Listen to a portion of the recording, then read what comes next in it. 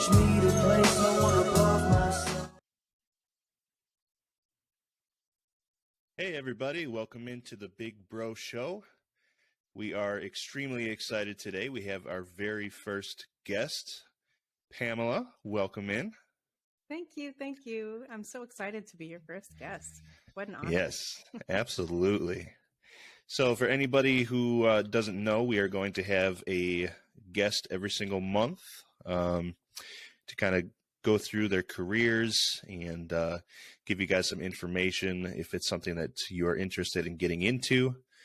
So without further ado, we will dive into Pamela's career here. And so I'll start off here, Pamela.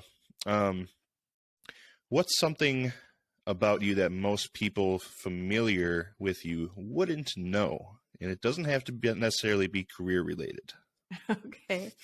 Well, as we'll get into later, I wrote a memoir and published it. And a lot of people that know me don't know that because of some of the stuff that's in there. I have, kind of kept it a little bit on the down low for some people. So there's that. But having that I've written a memoir, so many people know so much about me now. But yeah, a lot of people don't know that. So yeah, I would say that's my one thing answer for that. Very cool. Very cool. Now, all right, so let's dive into that real quick. So why did you write your memoir? Okay, so I had kind of a traumatic childhood, and that led up to some trauma in my adult life.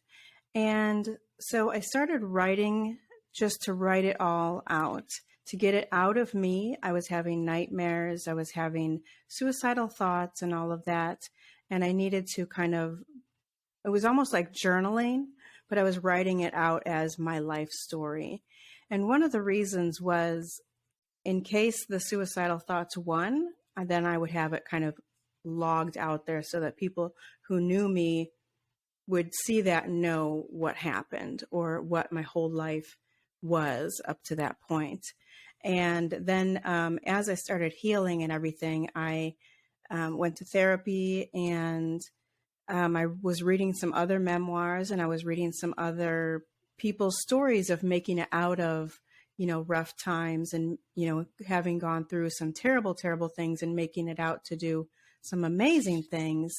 And so it was really inspirational to me, and it was really helpful to me to know that these people who have went through really, really horrific things can go on to be amazing people and do amazing things for other people. And just knowing that I wasn't alone with some of the feelings that they were having.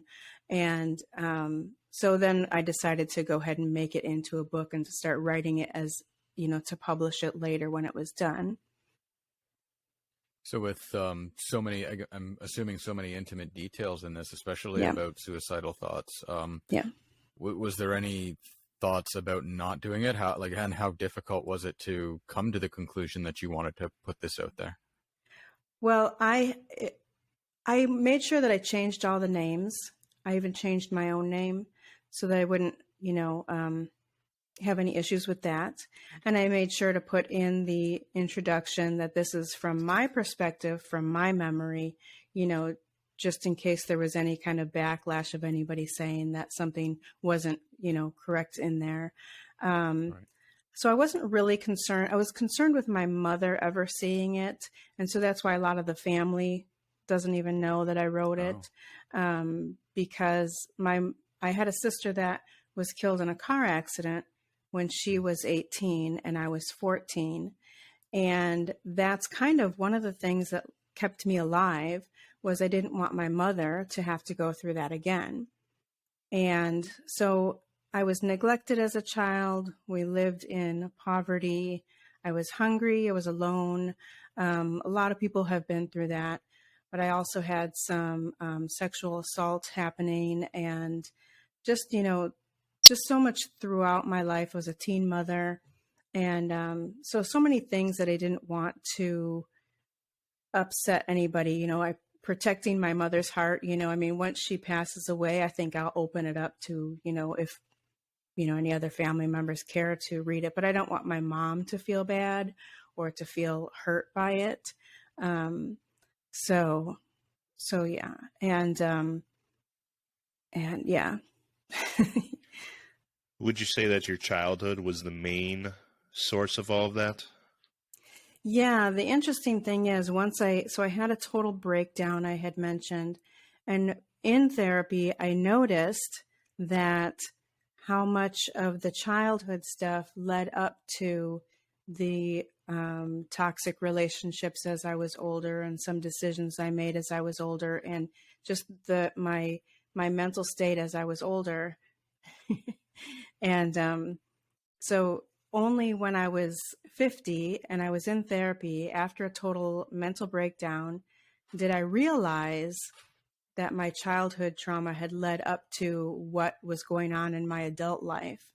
So that was one of the reasons for writing it too and publishing it too, is that people need to realize that, that everything is from your whole life. It, like, the dots started connecting and things started making sense. If you feel like you're out of control, you don't know what's happening to you, why your life is the way it is, you might need to get some therapy, and it's okay. Also to kind of promote writing it all out, because that really helped me as part of the therapy to figure it all out, like I said, and understand why things were happening the way they were. Yeah, that must have been really tough. Yeah. I can only imagine. I'm sorry you had to go through all that. Well, yeah, thank you. Yeah, writing it really helped, and then of course getting therapy. Absolutely. So, yeah, you said it was your idea to start writing it, right? Yeah, definitely. Okay. I kind of wanted a log, first of all, I was having nightmares, and I thought by writing it out, like I would get up and I would write out the nightmares, and the nightmares were reliving some, terrible experiences. And so I thought by writing it out, I could get it out of my head, and out of me and just down on paper.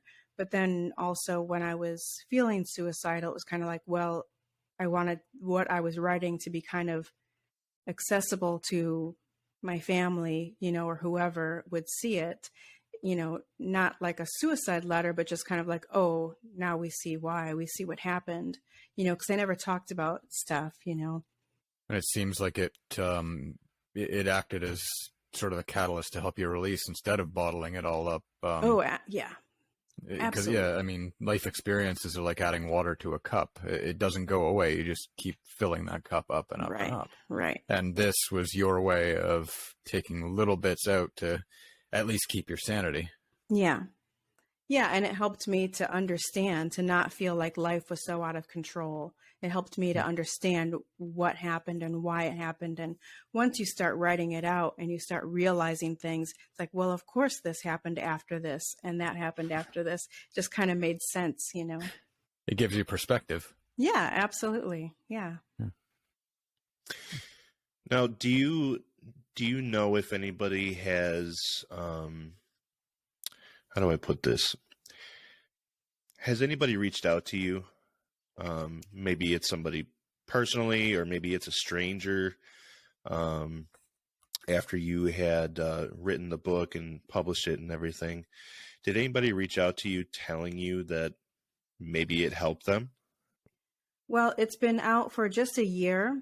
It's been published for just a year. Okay. And I have a few great reviews on Amazon for it. And a lot of people have told me as well that it really is inspirational, and that I haven't had anybody come and say to me, oh, that, that really, helped me to not commit suicide, or that really helped me to get out of an abusive relationship, or nobody has come to me to say that that would be great if they did. But just the fact that, people have said that they feel sort of validated in their own feelings, and knowing that they're not alone, and knowing that it's possible to get out of, this sort of stuck place within them, the feeling of just being numb, or being always depressed, or not being fearful and anxious and nightmares and all of that stuff, to know that it's possible to go on to, I love my life now. I love everything about my life now. And, I would have never thought that I would be here just 5, 6 years ago. So, it's been an inspiration to people. And yes, they've told me that, but I have not yet had anybody say it's like saved their life or anything. Got it. Now, where can people find this book? So it's on Amazon, and it's on Kindle as well as in paperback. And it's I didn't come this far to only come this far. But if you put my name in the Amazon search bar, it comes up much easier than looking for the title of the book, because Amazon's so huge. Perfect. Awesome. Thank you. So you're also currently writing about your past nursing career, right? Yes, I am. Now, why did you get out of that field? Oh my gosh. Well, I'm just going to say it. There is corruption in the healthcare field. And I would never be able to leave a shift feeling like I've done good for my patients. And it was sort of out of my control, not having the resources that we need, not having the manpower that we need. Sometimes there would be patients in, I worked in different aspects of nursing. I was trying to find the right fit for me, and every place I went, it was kind of the same. But there'd be patients that were in the wrong space, like they were in detox and recovery, and they needed to be in the hospital, or they were an Alzheimer's patient and they needed to be in some more of a psychiatric ward. So we couldn't really do for them. We didn't have the means to do for them what they really needed.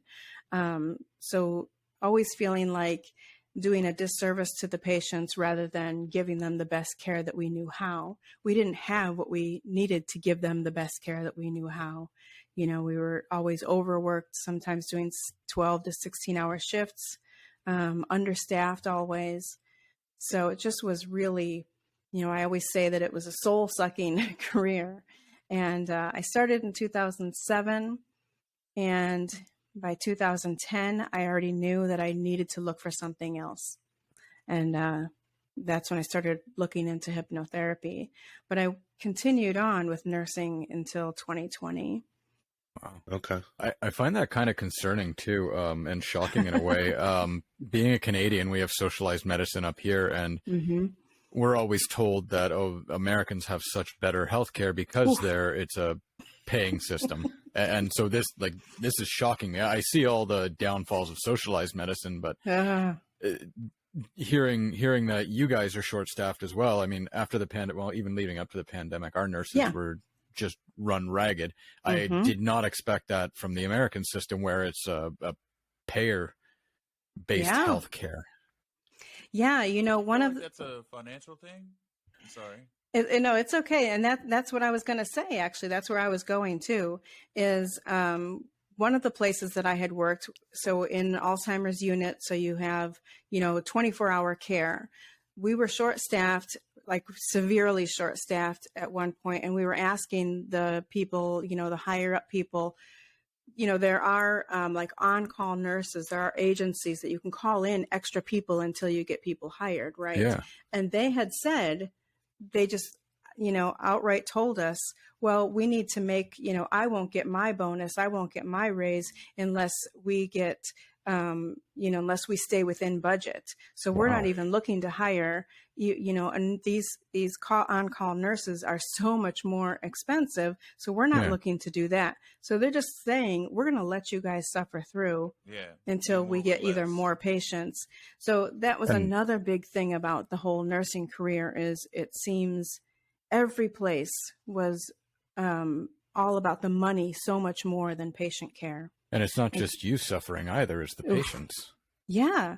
Yeah. So then you feel, you don't feel like you're doing the job that you were trained to do, or that you had in your heart to do, to help people on their healing journey, helping people to, to be well, to stay well, to do the best they can, whether it's Alzheimer's and mental health, or whether it's something physical. You just never have everything you need to do the best job that you were taught to do. Wow.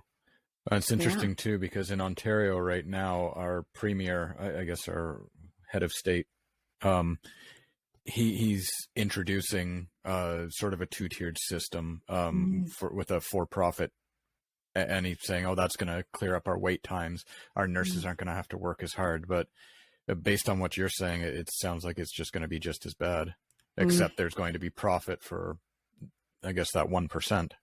Yeah. Yeah. I don't know why, we just as people, not only the country, but everywhere, why we can't get this together, why we can't figure it out to give people good care, and to realize that everybody, because you're born, you deserve good care. It's crazy. Now, this is probably me talking out of line, but it's all comes back down to money, right? Like, right. Exactly. People being healthy does not make you money. And even in a socialized system, like in Canada, we have so much middle management that we don't have money to actually help these people. And again, during the pandemic, our premier froze nurses' wages, which is like, these people are damn near killing themselves, and you're saying, no, we're not going to give you more money. Right. You're being run ragged. You're running overtime, like you were saying. Yeah. And we're not going to give you more money for it. Right. Meanwhile, we've got like 60 million middle managers who just push paper from one pile to another. Right. Right. Exactly. Yeah. And you bend over backwards and do backflips, and then they, and then they're mad at you, or they, threaten you when you can, when you can't do it, when you need a day off, even though you've earned it, even though you have your PTO, you can't take a day off. They'll threaten you, because they need you so bad, or they'll make you feel like, you're doing bad by your patients, or you're not, helping your coworkers out by taking time off for yourself. So they really don't promote any self-care, in most of the places. And if you're ever just doing your job and never going that extra mile, then they act like you're not even doing your job. So that's one of the things too that, we had talked before about certain questions that we might have. And one of the things was advice for people going into nursing or healthcare. So one of the biggest things I would say is remember yourself first. Take care of yourself first, and it feels selfish, and your fellow nurses that are older and more experienced, you'll see them just grinding away, and you'll see them talking about how this is in their blood, and they can't, they get so much joy and everything about, with taking care of people. But, they don't realize that, they're driving everybody into the ground. The older nurses are going to make the younger nurses feel bad for taking a day off, or taking care of themselves, actually taking their breaks, or getting a meal during their shift, or, anything that most places would, that are just expected. Of course, you're made to take your breaks in most other places, you have to go take your break. It's the law. But then the problem with their attitude as well is that they end up losing good nurses like yourself, and then nobody wants to be in the profession, and then they're even more short-staffed. Right. So they say there's a shortage of nurses, but there isn't really. They're running them all off. There's not a shortage. There's plenty of people that would love to do the job if the staff was treated well. And it's not just nurses. It's CNAs, which is certified nursing assistants, and, medical technicians, just people that just learn about the medicine and can just pass meds. It's everybody in the whole system, Yeah. It's so sad. So all in all, I guess, would you recommend somebody to be a nurse, to get into nursing, or what's your take on it? So it's really hard for me to not say, don't do it, when I hear that. But what I do say is, it's a good idea to work your way up. Always look to go further up. Start out either as a CNA or just a licensed nurse and do some of that work for just a year or two, and then go on to more education for just a little while, and then go on to more education. And you will be able to make changes the higher up you go. And also, wherever you are, if you don't feel appreciated, if you don't feel like you can do the work that you know that you should be doing, get out of there. Don't let anybody make you feel like you're not going to be able to find another job somewhere. Don't let them threaten you, because there's a million nursing jobs wherever you want to live. You can live anywhere and have a nursing job. So find the one that's the best fit for you. Don't just, start out at a hospital or a nursing home and stay there and then want to leave but stay out of loyalty. I'll bet you that the people who are coming in the year after you are going to be hired on at a higher rate than what you are accepting as your pay, because they're not going to get new people in without giving them higher rate. So yeah, I feel like I've went off on a tangent here, but no, you're fine. That was awesome. I love that. Yeah, I'm passionate about it, I guess. Yeah. No, hey, it shows. I love that. So that's why I'm writing a book about it.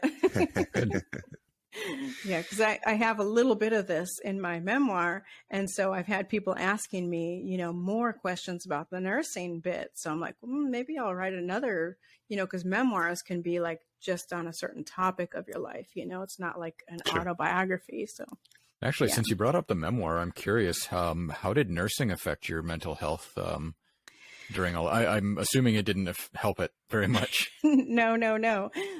So another thing, so just before the big breakdown that I had that I mentioned, I was in an abusive relationship. And so that actually going to working in an Alzheimer's unit was kind of my safe space and was kind of like my home away from home. But when I had this big major attack, where I ended up having to call the police to get out safely at work. So I called them. I was up all night, being beat up, had to get out of there with the police. And when I called work for the next day, they said, well, you're still going to come in, right? No, I can't. I'm sorry, I can't. And then later down the road, I was trying to, I was divorcing and I couldn't get a day off. So I had to take a day off. Like I had to call in sick, because they wouldn't let me schedule. I was going to schedule it out and try to do everything right so that I can have a day off to go to divorce court. Right. And I couldn't get it. They didn't agree to any of it. So I said, fine, I'm just going to call off sick one day. And within a month, I had quit that job. But yeah, I think in the beginning, it was a purpose, because most of my life I didn't really feel like I had a purpose. I didn't feel I was a teen mother, and I had quit high school and went back to get my GED, general education diploma. I don't know if that's in Canada as well, but yep. Okay. Yep. So I did that. And so I think I always kind of felt a little bit, like unworthy. I hadn't went to college, had children, married. And so then finally, when I went to nursing, it gave me a feeling of purpose and a feeling of worthiness. So it was good in the beginning in that sense, but it didn't take long to realize what it really was all about. And yeah, like I said, it's soul sucking. It's just, it takes everything from you. Yeah, that didn't help in the later years. That didn't help. Wow. I'm a little speechless at the moment. I'm sorry. That's yeah. Wow. So I don't know what the healthcare workers in Canada. So you're talking about healthcare from the perspective of patients, from the public, but yeah. I don't know what healthcare workers would say about the system the way it is now, or what they predict or feel like these changes would make for them. Well, that would be interesting. Probably the same thing. I mean, yeah. I guess from a perspective of a patient, there's no more people lining up. The way it is right now is hospitals are very, very overcrowded, and Right. we've got people on beds in the hallways. Or Yes. my wife had to go to the hospital for something. I'm not going to get into it, and it took her 8 hours to get Yeah. through the hospital. And with a for-profit system, that may slow that down. But then again, if you look at the problems in the U.S. with people going bankrupt because of Right. not Just having insurance, right. yeah, Even and then our doctors don't get paid. Well, our doctors get paid well, right. but if you have a for-profit system where you can get paid more, why wouldn't you go there? Get paid Right. more, work less time, easier Yeah. job. And then what's Yeah. going to be in there for the socialized medicine and the poorer people who Mm-hmm. can't afford to pay for this stuff. Right. I guess that's what's going on right now. But the nurses are furious as well because Mm-hmm. their pay has been frozen. They won't hire new people. Mm-hmm. Our governments are talking about bringing in trained immigrants to fill these spots. But I mean, we have the people to do it. Just let them do it. Right. Right. But I don't know. It's Yeah. What's the cost that's of a bringing whole other people in episode. and housing them and Right. everything? Yeah. Right. Yeah. Well, and that's the other problem in Canada is we have a housing issue too. Mm. So now you're bringing in more people with a housing issue, but Right. yeah, that's government politics. We won't get into Right. that. I could be Well, here all day on that alone. yeah. Yeah. Well, we have people waiting in emergency rooms all day. Wow. Yeah, all day. If you're there for 3 to 6 hours, that's pretty good. So 6, 8, 10, 12 hours, people are sitting in there just waiting for care, just waiting to Yeah. be seen. Well, Yeah. I should preface that I'm in a city of 100,000 people. So Okay. that's not, yeah, it's not bad. In Ontario's capital city, Toronto, just near the end of the pandemic, it was a 48-hour wait. Oof. Yeah. Yeah, Yeah. like you get an app and you download your number and then you go home. And Oh, wow. in some of the Atlantic provinces, there were people dying waiting Yeah. for, Of course. And there like, are quite people literally. dying. And Go ahead. sorry, go ahead. No, you can go ahead. So there are people dying because they can't afford their medicine. And some of these people Yeah. even have insurance. So that's ridiculous. That's shameful. We have, I was going to say elderly, but it's not just the elderly. We have people that are poorer that decide, do I want to feed my children or do I take my heart medicine? They Yeah. have to decide Right. on that. And of course they're going to feed their children, or pay the rent. And some of these people even do have, insurance, and even some of the state insurances don't pay for a lot of the stuff that the doctors have prescribed for them. It's like, no, they just decide, they decide that that's not, they're not going to cover it, which is, again, Well, ridiculous. even something as simple as insulin. Like, Yeah. insulin prices in the States were like, what, $3,000 a month? And Crazy. it's something that had a free patent on it. A Canadian invented insulin, and he put the patent out there because it's so good for everybody. Right. And B, it Saves costs lives. $30 to manufacture, and you're gonna sell it for $3,000. Like, I get with certain Yeah. medicines, like the R&D into it, you've got to make your money back there so you can produce R&D into other medicines. Yeah. But this is insulin. This has been around forever. This was a free Right. patent. You can do what you want, and you're trying to charge $3,000 for it. Right. Little Yeah. outrageous. Welcome It to is. the American Definitely dream. there should be a cap. There Yeah. should be. Absolutely. I think there is a cap now. Same thing with insurances, because I know that hospitals and doctors or whatever, if they know you're covered by insurance, the insurance is gonna pay the max amount. Right.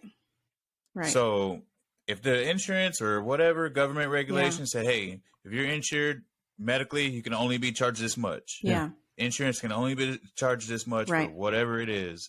That would level out a lot of healthcare costs. Yeah.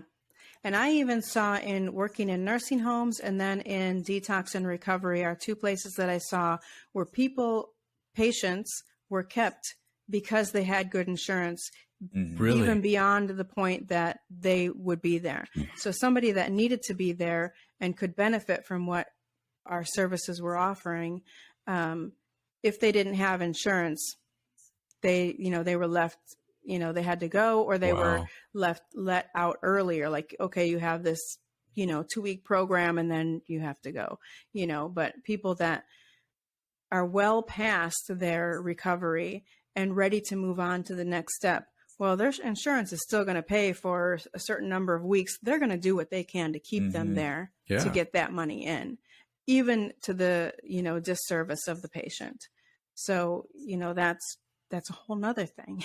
That's it's actually so sad. ghoulish. That's reprehensible evil, beyond man. belief. Yeah, evil. That's a good word for it. Yeah, ghoulish. I like that. Yes. Yeah. So right. so that's why I got out of nursing. Understandable. In a nutshell. I don't blame you. Yeah. All right. Should we move on to the more exciting portion here? Something you get a little cheery about?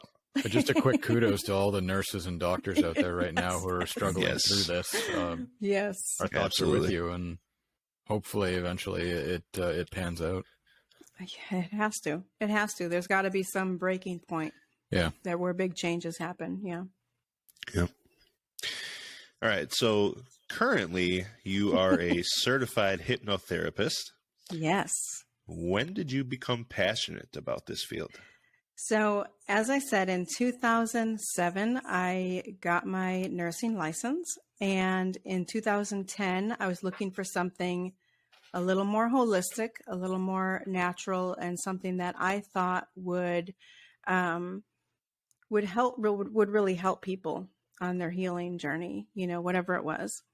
And so I went to a course that did, had a little bit of an intro to a lot of different holistic modalities, and hypnotherapy was one of them. And so then as soon as I learned about that and started practicing that, practicing within my training, and saw how powerful it was. And, I was getting some really good feedback and my performance of doing it as well. So then I went down that road and went to level 1 and level 2, and I still had to continue nursing. So the hope was to ease out of nursing and ease into hypnotherapy. But because of my life situation with the marriage I was in, I wasn't able to do that. And I had to keep on nursing, mainly for the paycheck, for the stability. And so then fast forward so then I have a major breakdown, and I move far, get therapy, write my book, and then I'm still, so I started nursing again, because during the breakdown I didn't go to work. So I was doing pet sitting and house sitting and like residential elder care that wasn't medical. So I was doing some of that stuff not to be in the medical field and still kind of like take it easy a little bit for myself. So then I did might sound a little wooey, I don't know, but I did a guided meditation to like, what is my purpose in life and what am I here for? I wasn't really suicidal anymore, but I knew I had to get out of nursing. I was like, what can I do now? And I'm 50 years old at this point. And so in the guided meditation, I saw very clearly myself giving hypnotherapy. And I was so excited because I was like, oh, yeah, it's still back there. It's still in me. This is what I'm supposed to be doing. I didn't know how I was going to get away from nursing and get into doing all that. But I started looking into it then. So that was 2020. And yeah, so I had my last nursing job in 2020 was very, very dangerous for me personally for a few different reasons. But then that home health patient went in the hospital, and the company said they were going to look for other cases for me.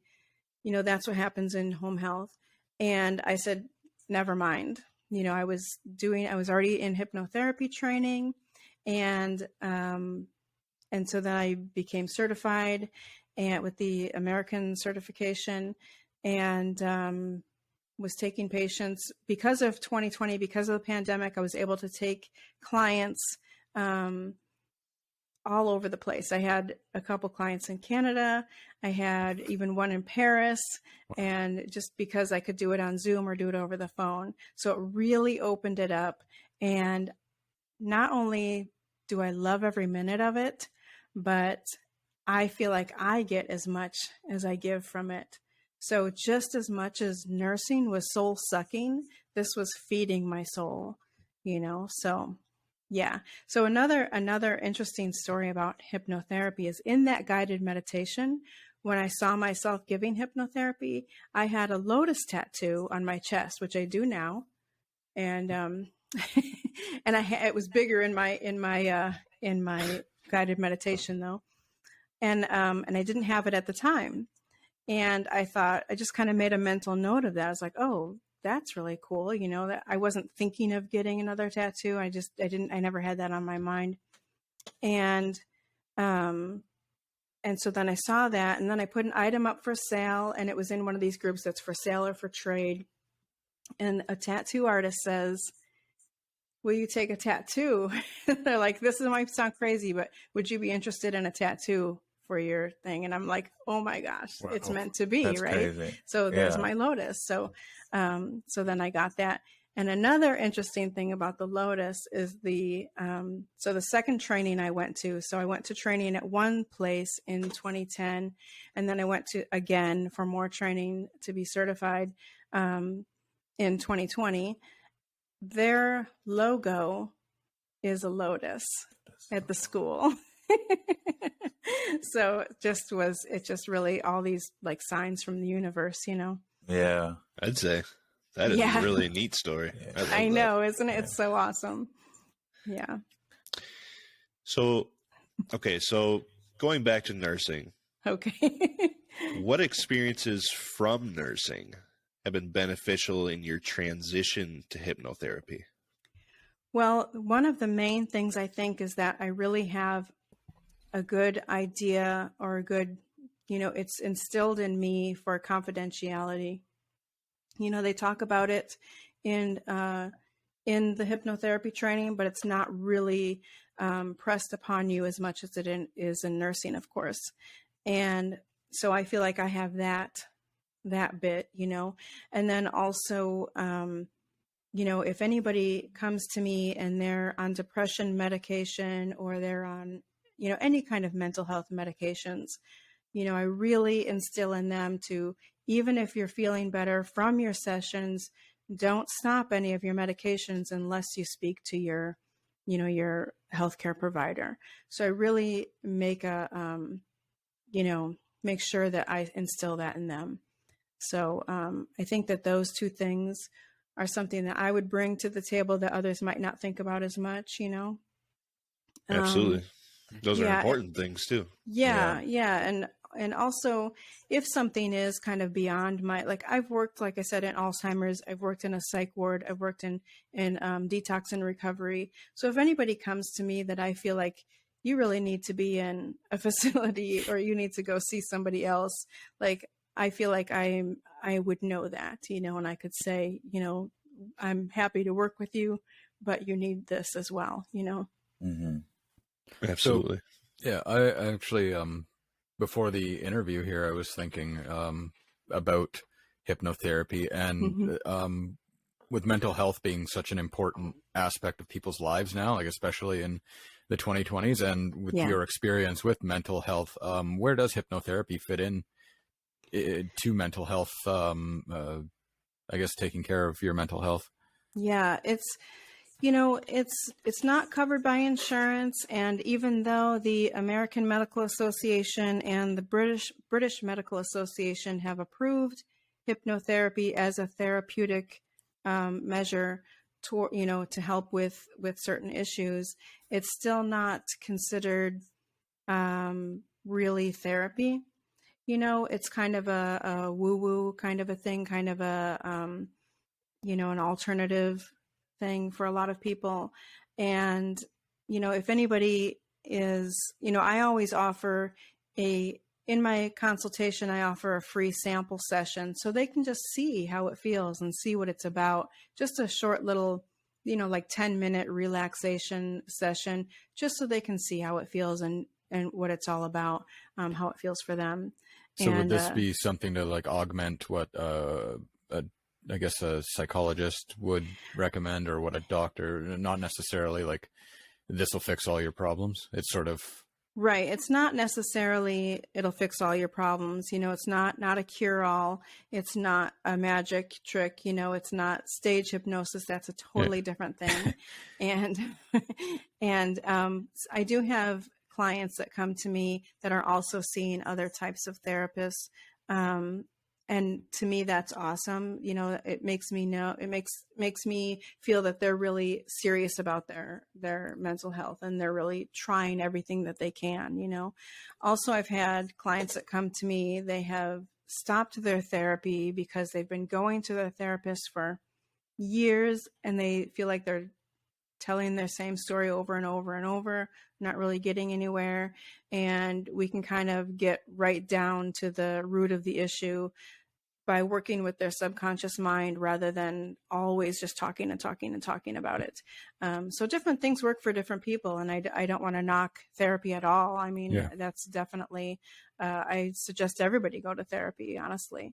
But if you feel stuck in it, or if it's not, quite working for you, and you need a little bit something deeper, something within you, and not necessarily, to talk about with somebody, that's where hypnotherapy comes in.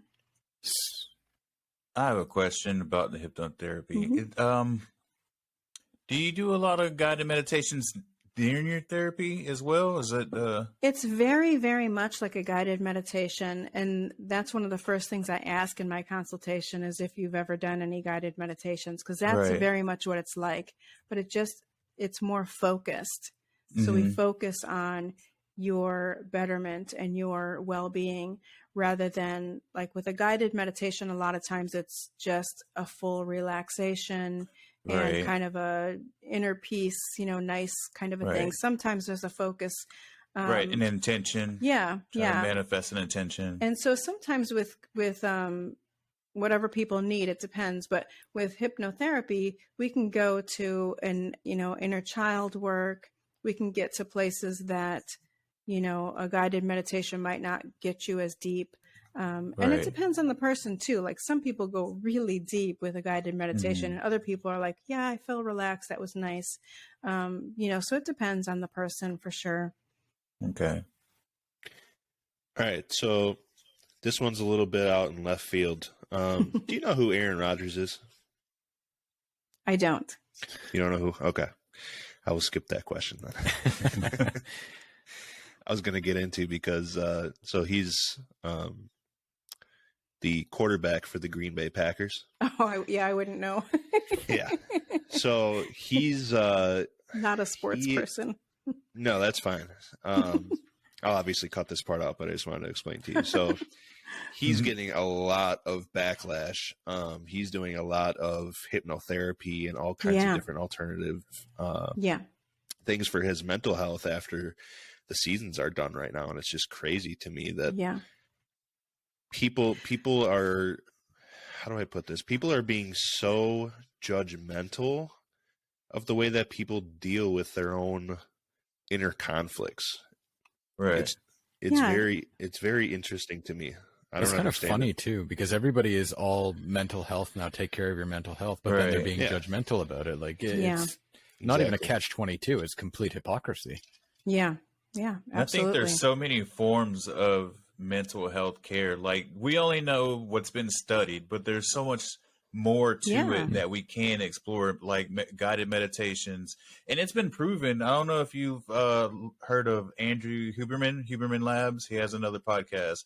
He's also a neurologist, and it's been proven that meditation helps you mentally, physically, through workouts, everything. It's the way we breathe, the way we focus a lot on the breath.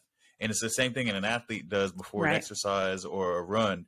They change their breathing, and that breathing affects your nervous system. Right. It relaxes you or either amps you up. So it's like they've studied meditation a lot more thoroughly Yeah. in recent years, and it's proven to help people out. Yeah, I do know that there's a lot of athletes, and I couldn't give you any names, but that will visualize themselves, making those baskets, making those Hmm. goals, getting to the finish line. They'll visualize themselves doing what they need to do out there on the field, and they're more likely to do that rather than, Hmm.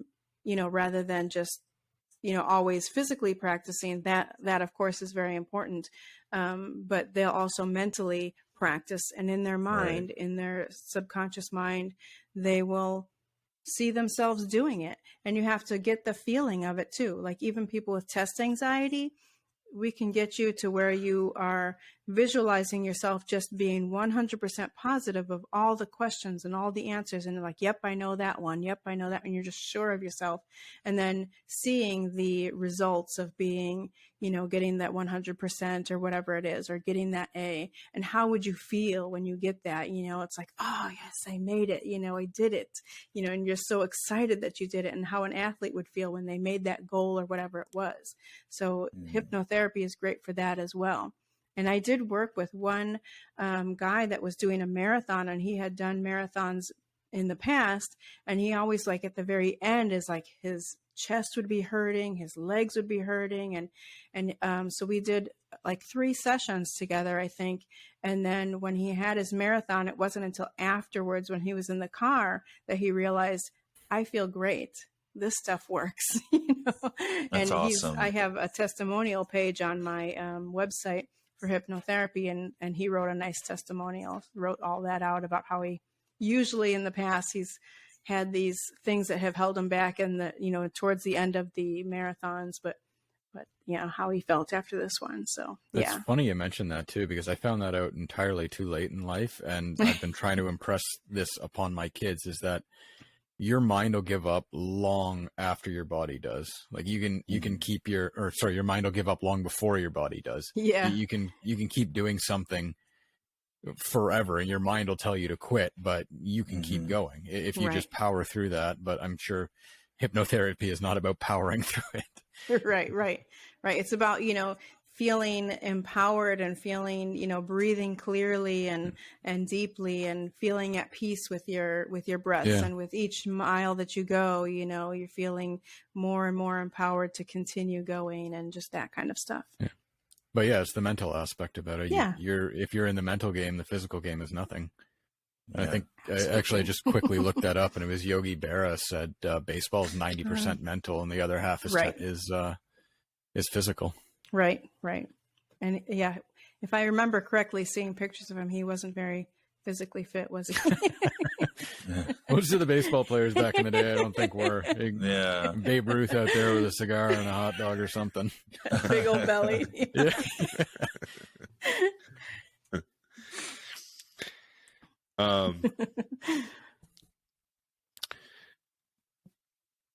What would you say are some positive and also negative outcomes your clients have experienced, if there's any negatives to it?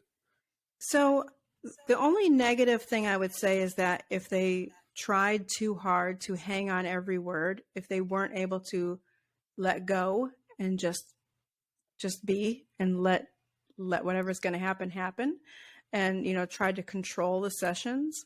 So it might not work for somebody like that, and so that would be the only negative. We are taught, and I'm just going to bring this up here, not to work with people with schizophrenia or with seizure disorders. So there's that.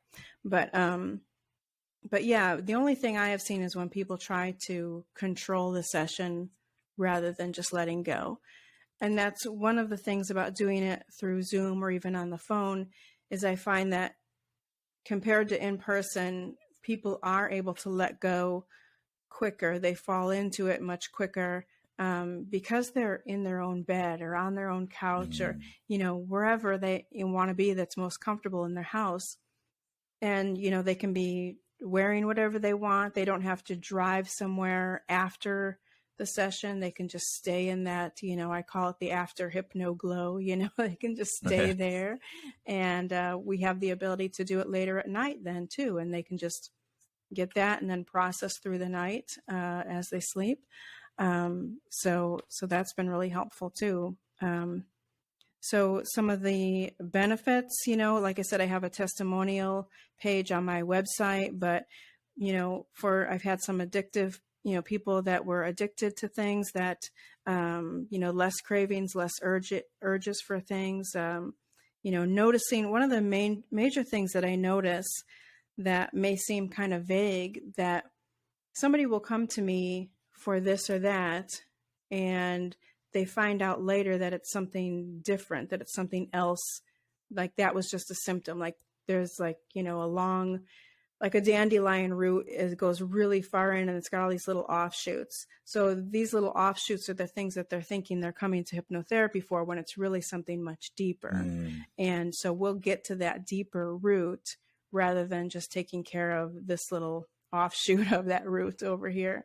But a lot of times they say, I find myself letting myself get out of my comfort zone and doing things that I've always wanted to do and never had the confidence to do.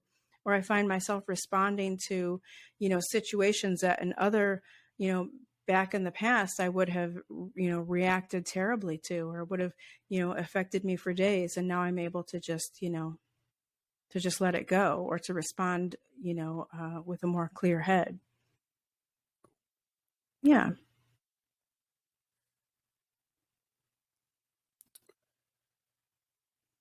I had a question that was right on the tip of my tongue, and I forgot it already. Well, let me jump in. You can think about it. Go ahead. Okay. So for those who are skeptical of the efficacy of hypnotherapy, what would you say to them? Well, I never try to prove it to anybody. I never say, I never, I'm not going to argue with anybody, and I don't say, well, let's just try it and see, if they really are interested and they really want to try it, then that's another thing.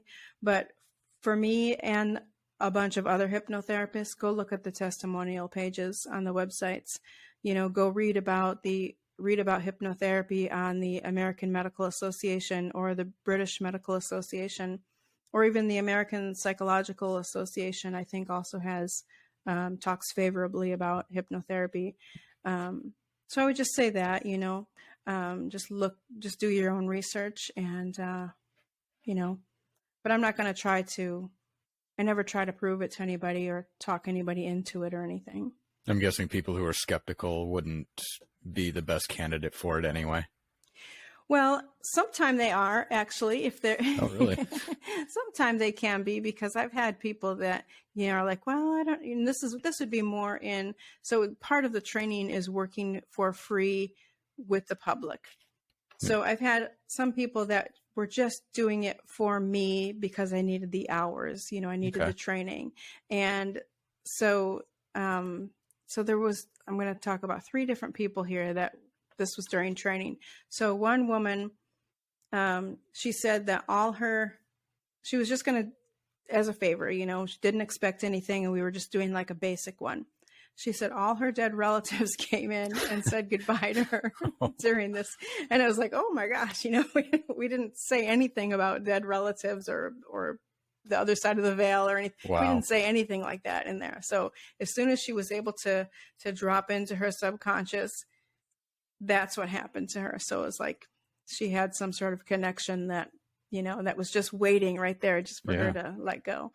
And then another one, so there was this older gentleman, and we were talking about Reddit, and I believe it was on Reddit that he had come in, because I had put it out there when I was on training, anybody, because I wanted to work with strangers and not just all friends and family, for these, just the public, and I put it out there, and I got quite a few off of Reddit. But this older gentleman, so normally people would be like on a recliner or on their bed or something, but this guy was at his desk, and he just was sitting in his little desk chair. And then after the session, he said something about, what did he say? He's like, stuff happened that I didn't expect to happen, or he said that was really deep. Or I don't know what his exact words were, but he was like, and I don't want to talk about it, and I don't want to go there again. And I never heard from him again. So I don't know what it was, but something like that. That things happened that he didn't expect to happen, and he didn't want to go there again, and he didn't want to talk about it. Wow. So, okay. And so then another person, so this was one of the people that were in recovery. And so we did just a little session, and these were all just like basic overall well-being, inner peace, overall well-being, balancing. And he said, I've done a lot of acid in my life, and I've never been on a trip like that. That's crazy. Yeah. Yeah. Wow. About how long are your sessions? So the sessions are normally right around 20 minutes, give or take 5 or 10 minutes. And I don't ever charge by the time, I charge by the session. Because if people need longer time to relax, like the induction is what brings you to a state of relaxation and, and quiets your conscious mind. And then we get into the working with your subconscious. So if people need more of that to get it to the space where we can really begin the real work, why should I charge them more for that? Right. It's never, for the people that take the longer time to get in there, it's never more than an hour. I always figure about an hour I give. It's never a whole hour. And the session alone, like I said, is right around 20 minutes, give or take about 5-10 minutes. Okay. So you had mentioned that obviously you need a certification in order to get into this. I guess we didn't really touch base on, is there like schooling involved? Do you have to have any type of medical background? Can you go into that a little further? Yeah, no, you don't need a medical background at all or anything. So in different areas, there are different laws, and so here in the States, there's not really, I think just a couple states that require like a licensing or require a certain amount of education. But I could, if I wanted to, in California and most other states, I could just have like read a book and tried it with friends and then had other people, by word of mouth and whatever, and then say I'm a hypnotherapist. But by becoming certified, you're stating that you have had, so it's 300 hours. So you have 200 hours in classroom and then 100 hours with the public practicing. So you get that certification showing that you had the training, because it's not illegal to practice without any, but there's not a licensing in most places. So that's a big difference. And that's why it's not covered by insurance either. It's just a certification. So this is probably a really stupid question, and just feel free to fluff it off. But is there any chance of breaking somebody if you're practicing and you don't know what you're doing? No, not at all. It's very much like a guided meditation, as we said. So however you would respond to a guided meditation, you'll probably respond to this. Those 3 people that I had mentioned, they probably would get similar reactions from a guided meditation, a real good deep one. But there's never been any harm done to anybody mentally. So the rule, I guess it's a rule for those that are certified to not work with people with schizophrenia and to not work with people with seizure disorders. I'm not sure if that's just because the potential for, I think it's more of there's just no way to know what could happen with that, because with schizophrenia, you're already having like hallucinations and, audible and visual, and you don't really want to mess with that, But I know that there are studies being done on how hypnotherapy could help with schizophrenia under a controlled, as with medication as well. And so that's really, I have schizophrenia in my family. So, so I'm really interested in that to see how that might come about in the future. People with seizure disorders, I know it has a lot to do with the brain waves and that. So we probably won't work with that ever. But yeah. So But as far as this is why you use somebody who's registered as opposed to an unregistered person. Yeah. And then you also are trained in how to get somebody out of it quickly if somebody, goes too deep, which I don't know that that's ever really happened. It's just kind of one of the things that people are scared of, because the state that you're in is very much like a dream state. So, if you're dreaming, you're going to come out of it. So if people fall asleep when I'm giving a session, which has happened quite a bit, I ask them before the session, do you want me to just hang up and leave you to sleep? Because if it's late at night or whatever, or if somebody's having trouble sleeping, maybe, don't wake me up, right? Right. So, you'll come out of it just like you would come out of a dream state. It's not like you have to be, 1, 2, 3 and snap your fingers or whatever. You don't need that to come out of it, or when you're in the zone, when you're doing something you love, you'll come out of that, or like walking out of a movie, you're in the theater and you're just like kind of in that altered state a little bit. You walk out of that and yeah. So speaking of a movie, and Ty, you can feel free to cut this out. Ty's told me that you have not seen Office Space. You know what? I watched it afterwards. That's awesome. I did. And the funny thing about that is I have seen so many memes with that boss. Yes. Yeah. I'm like, oh, that's where that's from. It all clicks, right? Yeah. No, that was my Bible. I worked at a call center in high school, and that was my Bible. But when Ty mentioned that we were going to have a hypnotherapist, I'm like, oh my God, Office Space. Yeah, so I did watch it since then. Good. So what you're saying is like that wouldn't happen. He'd eventually come out of that fog and... Right. And we really talk a lot about positive solutions and not destructive ones, and I like how they mentioned, maybe I don't like it. I don't know, but they said certified hypnotherapist. They said certified occupational hypnotherapist. Right.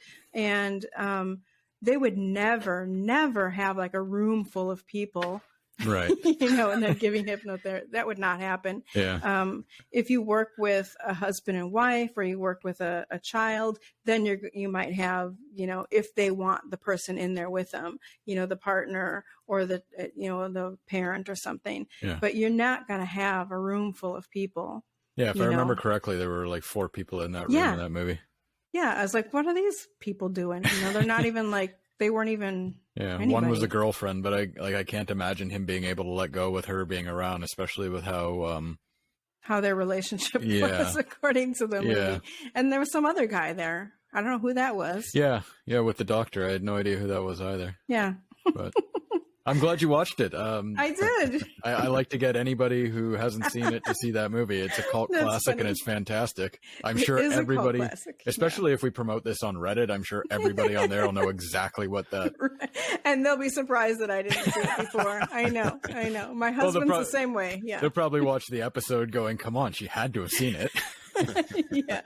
Or they're dying to get to that question. When are you guys going to ask her about that? Yeah.